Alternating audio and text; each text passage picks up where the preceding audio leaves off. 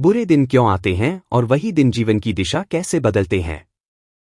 हरे कृष्ण मित्रों, बुरे दिन किसी को पसंद नहीं, लेकिन बुरे दिन ही इंसान को पसंद करने लायक बनाते हैं। अगर जीवन में सिर्फ अच्छे दिन होते तो इंसान कभी झुकना नहीं सीखता, कभी समझना नहीं सीखता, कभी भगवान को याद करना नहीं सीखता। श्री कृष्ण कहते हैं, मैं बुरे दिन सजा के लिए नहीं, सुधार के लिए देता हूं। बुरे दिन तुम्हें तोड़ने नहीं आते, तुम्हें भीतर से गढ़ने आते हैं। आज तुम सोचते हो, काश यह समय जल्दी निकल जाए, लेकिन कल तुम कहोगे, अच्छा हुआ यह समय आया, क्योंकि यही समय तुम्हें वह दृष्टि देगा जो आराम कभी नहीं दे सकता। जब सब ठीक चल रहा होता है, तब इंसान खुद को भगवान समझने लगता है, और जब सब बिगड़ता है, तब उसे भगवान की जरूरत समझ आती है। बुरे दिन तुम्हारे आसपास की भीड़ हटाते हैं और तुम्हें बताते हैं कि अपना कौन है और पराया कौन। जो बुरे समय में साथ रहे वही सच्चा है, बाकी सब भूमिका निभा रहे थे। श्री कृष्ण कहते हैं, मैं तुम्हें अकेला नहीं करता, मैं तुम्हें आत्मनिर्भर बनाता हूं। क्योंकि जो अकेले चलना सीख जाता है वह कभी किसी पर बोझ नहीं बनता। बुरे दिन तुम्हारे धैर्य को परखते हैं, तुम्हारे अहंकार को तोड़ते हैं और तुम्हारे उद्देश्य को साफ करते हैं।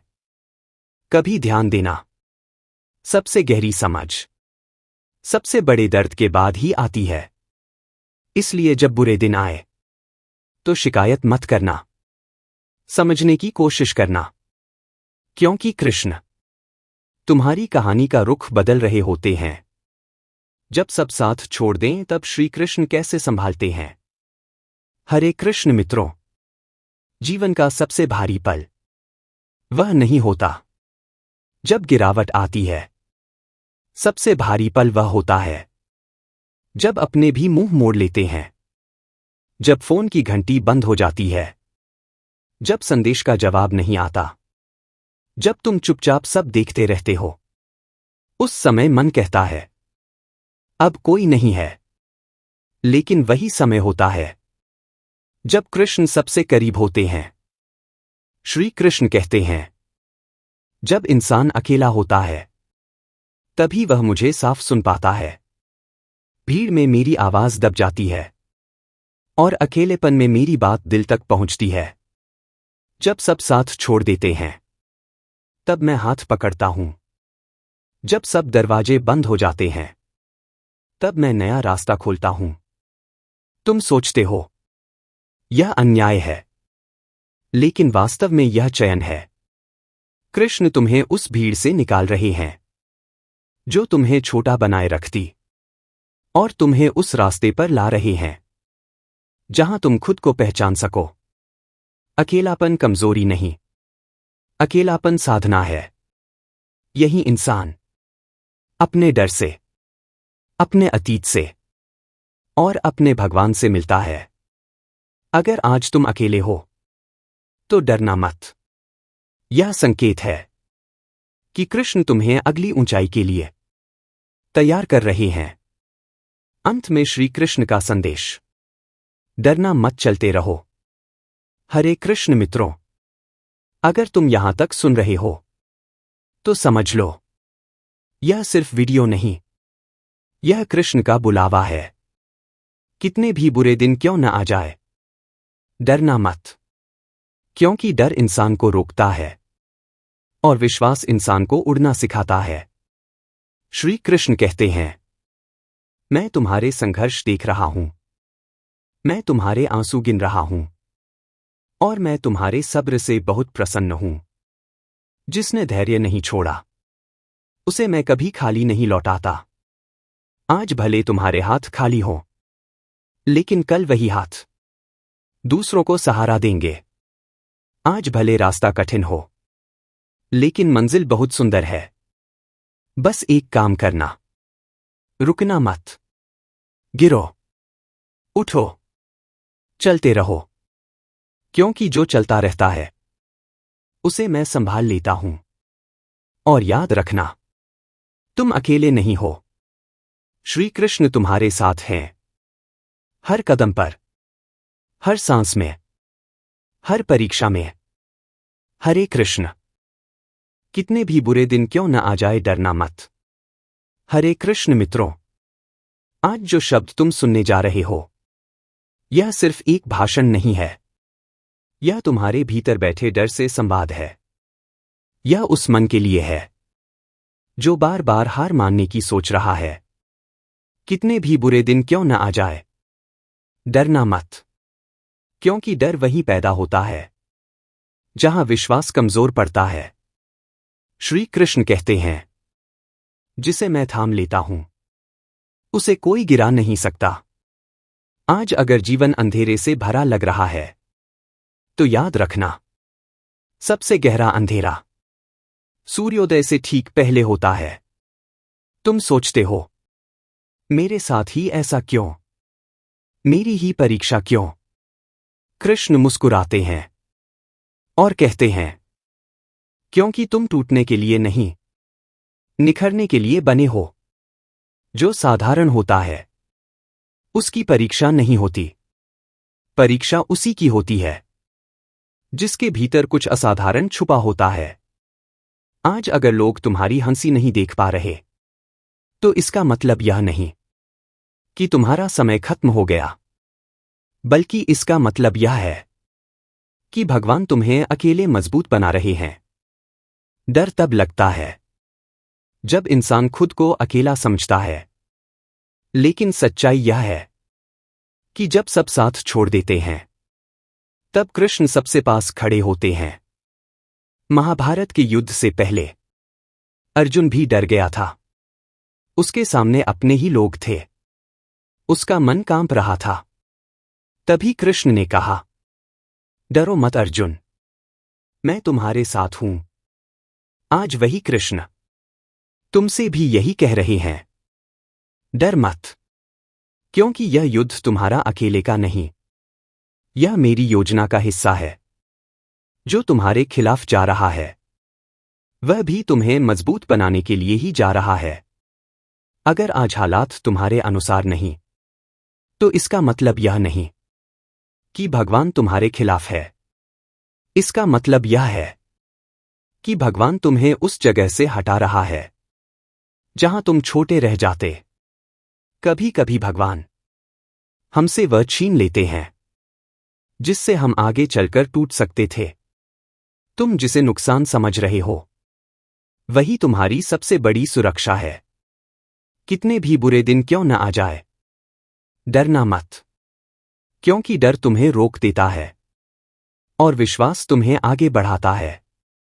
श्री कृष्ण कहते हैं, मैं तुम्हें वह रास्ता नहीं देता जो आसान हो, मैं तुम्हें वह रास्ता देता हूं जो तुम्हें महान बनाए। अगर आज जीवन भारी लग रहा है तो समझ लो, तुम्हारी आत्मा मजबूत हो रही है। सोना आग में तपता है, तभी उसकी कीमत बढ़ती है। तुम भी उसी आग से गुजर रहे हो। डरो मत।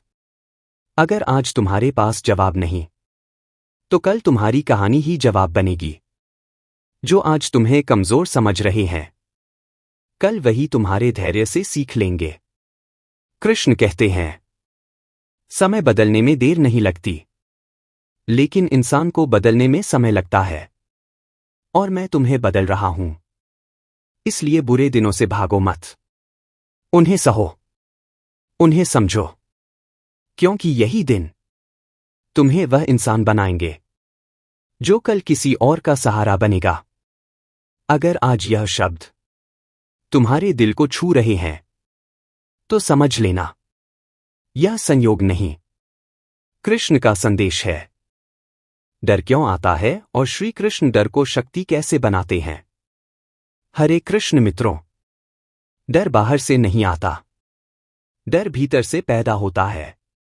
जब मन भविष्य की कल्पनाओं में उलझ जाता है, डर तब आता है जब इंसान सोचता है, अगर यह हो गया तो क्या होगा? अगर वह हो गया तो क्या होगा? श्री कृष्ण कहते हैं, जो अभी है उसी में रहो, क्योंकि जो अभी है उसी में मेरी कृपा छुपी है। भविष्य की चिंता आज की शक्ति को कमजोर कर देती है। अर्जुन को भी डर इसी वजह से लगा। उसने युद्ध को नहीं, परिणाम को देख लिया था। तभी कृष्ण ने कहा, अर्जुन, तू युद्ध कर, परिणाम की जिम्मेदारी मेरी है।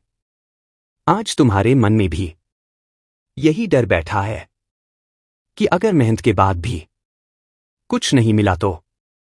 कृष्ण कहते हैं, अगर तूने कर्म किया तो कुछ न कुछ जरूर मिलेगा, क्योंकि कर्म कभी खाली नहीं जाता। डर असल में एक संकेत है कि तुम कुछ बड़ा करने जा रहे हो। जो छोटा सोचता है वह न डरता है न आगे बढ़ता है। डर उसी को लगता है जिसकी आत्मा आगे बढ़ना चाहती है। इसलिए डर से भागो मत, डर को समझो। श्री कृष्ण कहते हैं, डर को दबाओ मत, डर को पकड़ो और पूछो, तू मुझे क्या सिखाने आया है? जिस दिन तुमने डर से सवाल पूछना शुरू किया उस दिन डर कमजोर हो जाएगा। कभी सोचा है कि सबसे ज्यादा डर रात में क्यों लगता है? क्योंकि अंधेरा बाहर नहीं, मन के भीतर होता है, और जैसे ही प्रकाश आता है डर अपने आप भाग जाता है। श्री कृष्ण वही प्रकाश हैं। जब तुम नाम जपते हो, जब तुम मन से प्रार्थना करते हो, तो तुम्हारे भीतर का अंधेरा धीरे धीरे मिटने लगता है। डर तब तक रहता है जब तक तुम्हें लगता है कि तुम अकेले हो। लेकिन जिस दिन तुम्हें समझ आ गया कि कृष्ण हर कदम पर साथ हैं, उस दिन डर का कोई अस्तित्व नहीं रहेगा। कृष्ण कहते हैं, तू चल, मैं संभाल लूंगा। तू गिर, मैं उठा लूंगा। तू रो, मैं सुन लूंगा। इसलिए डरना मत। डर सिर्फ एक परीक्षा है, और परीक्षा पास करने वाले को इनाम जरूर मिलता है। आज अगर हालात मुश्किल हैं तो समझ लो, कृष्ण तुम्हें अगली जिम्मेदारी के लिए तैयार कर रहे हैं। जिन पर भगवान भरोसा करते हैं उन्हें ही ज्यादा संघर्ष देते हैं, क्योंकि वही संघर्ष उन्हें लीडर बनाता है। डर को शक्ति में बदलने का एक ही मंत्र है, भरोसा। जितना भरोसा बढ़ेगा उतना डर घटेगा।